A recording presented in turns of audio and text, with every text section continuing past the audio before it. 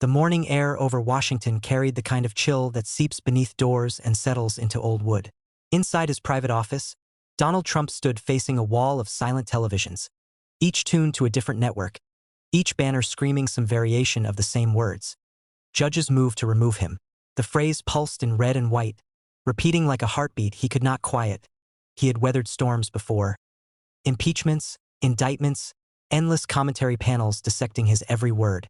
He had survived late-night mockery from hosts like Desi Lydic and Jimmy Kimmel, and relentless coverage from outlets he dismissed as hostile. But this felt different. This was not a pundit's punchline or a rival's accusation. This was a coordinated legal maneuver, wrapped in the sober language of constitutional duty. Outside, reporters crowded the sidewalks, their breath fogging in the cold. Across town, in a stately courthouse of marble columns and echoing halls, a panel of federal judges gathered to hear arguments that could shake the presidency itself. The claim was unprecedented in its ambition. That Trump's conduct, his defiance of certain rulings, his rhetoric, his pressure campaigns, had crossed a line so grave that removal was not merely political but judicially necessary. Trump watched the screens without blinking. His reflection stared back at him from the dark glass between segments. He looked composed, but inside calculations churned. He knew the spectacle would define the day, perhaps more. His advisors hovered nearby, speaking in low tones, passing phones back and forth like contraband. One aide leaned in, whispering about the legal team's confidence. Another mentioned public opinion polls tightening, supporters rallying online, hashtags surging in his favor. Trump nodded, but his mind was elsewhere. He had built a career on confrontation, on refusing to retreat. Yet here was a challenge not easily swatted away with a tweet or a rally speech. In the courthouse, the chief judge, a figure known for restraint and precision, called the session to order. The courtroom fell silent except for the rustle of papers. Attorneys argued in measured tones, citing precedent, invoking constitutional clauses written in ink centuries old. The language was dry, but the implications were explosive. The government's counsel spoke of accountability, of checks and balances, of a system designed to prevent any one person from standing above the law. Trump's attorney countered fiercely, insisting that the remedy sought was an overreach, a distortion of the judiciary's role. Removal, he argued, belonged to Congress, not to the courts. To allow otherwise would fracture the separation of powers at the core of the republic. News cameras outside captured every arrival and departure. Analysts filled airtime with speculation. Some predicted a swift dismissal. Others warned of a protracted constitutional crisis. Social media roared, dividing into camps that spoke past one another, each certain of its righteousness. Back in his office, Trump paced. He paused occasionally to call allies, senators, governors, media personalities who had stood by him through prior controversies. Some reassured him publicly, appearing on television to decry what they called a judicial coup. Others were quieter, their voices measured, urging caution. For a moment, alone between calls, Trump allowed the weight of the situation to settle. He thought of the rallies, thousands chanting his name, waving signs, believing he embodied their defiance against an establishment they mistrusted. He thought of the Oval Office, the symbolic desk, the power and scrutiny intertwined.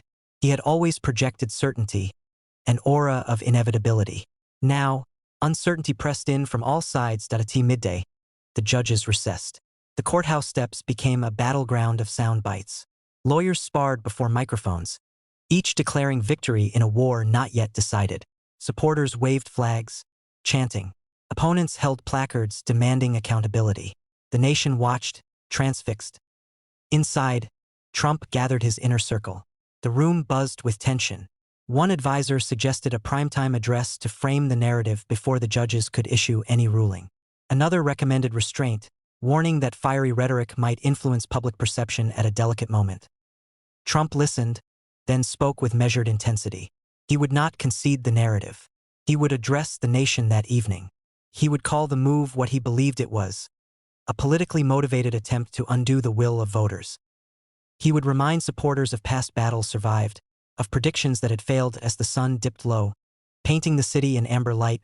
Rumors swirled that the judges were preparing an interim order, nothing final, but enough to signal their seriousness.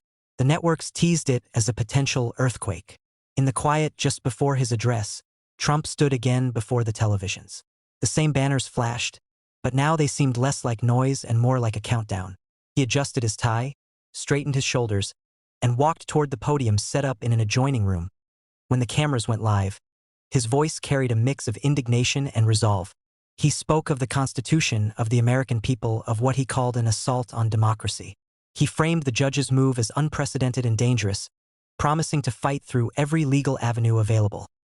Across the country, living rooms glowed with the light of the broadcast. Some viewers nodded in agreement. Others shook their heads in disbelief. The speech ended not with concession but with defiance. Late that night, word leaked that the judges had indeed issued an order to consider further proceedings, a signal that the case would move forward. It was not removal, not yet, but it was enough to deepen the tremor. Trump did not sleep easily. In the dark, the echo of the day replayed in his mind. The marble courtroom, the steady voices of the judges, the flashing banners. For the first time in a long while, he felt the ground beneath him shift in a way he could not immediately command. The following morning broke with relentless clarity. Headlines declared that the judiciary had crossed into uncharted territory. Commentators spoke of constitutional brinkmanship. Markets wavered. Allies abroad issued cautious statements, careful not to inflame an already volatile moment. Trump convened his legal team before dawn. Coffee cups lined the table like sentries. The lead attorney outlined the path ahead. Appeals, emergency motions, arguments before higher courts. There was still a ladder to climb, still rungs to grasp. But time was a factor, and optics were relentless. Outside the building, supporters gathered early, waving flags and chanting his name. Their presence steadied him. He had always drawn strength from spectacle, from visible loyalty. He stepped briefly onto a balcony, raising a hand in acknowledgement. The crowd roared, their voices rising into the crisp air. Meanwhile, in chambers heavy with tradition, the judges reconvened. They knew history was watching. Their deliberations were deliberate. Each word weighed.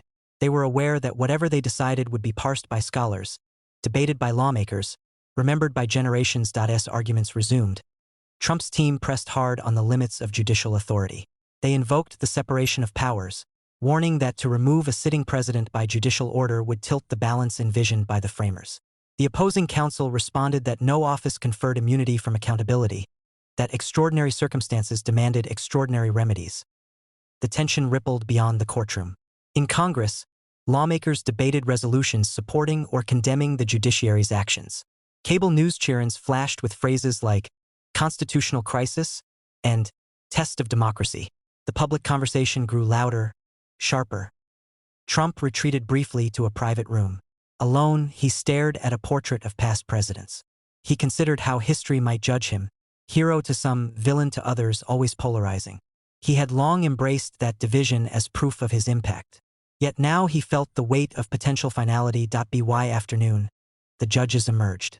Cameras clicked, reporters leaned forward. The chief judge read from a carefully prepared statement.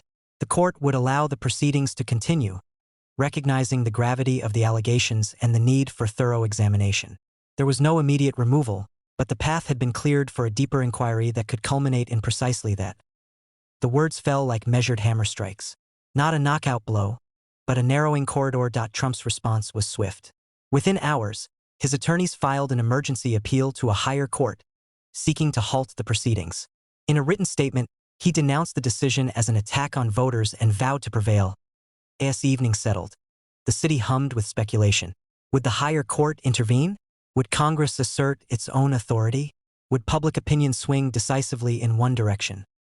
In his residence, Trump sat with a small group of confidants. The bravado of public appearances gave way to quieter reflection. He spoke of resilience, of battles fought in boardrooms and on campaign trails. He insisted that he had always thrived under pressure. Yet his voice carried an undercurrent of strain. The next days blurred into a cycle of hearings, filings, and rallies. Each development sent shockwaves through the media ecosystem. Supporters framed the judge's actions as overreach. Critics saw them as necessary accountability. The nation seemed to hold its breath between court dates. Then came a pivotal moment. The higher court agreed to review the emergency appeal. The announcement sparked fresh debate.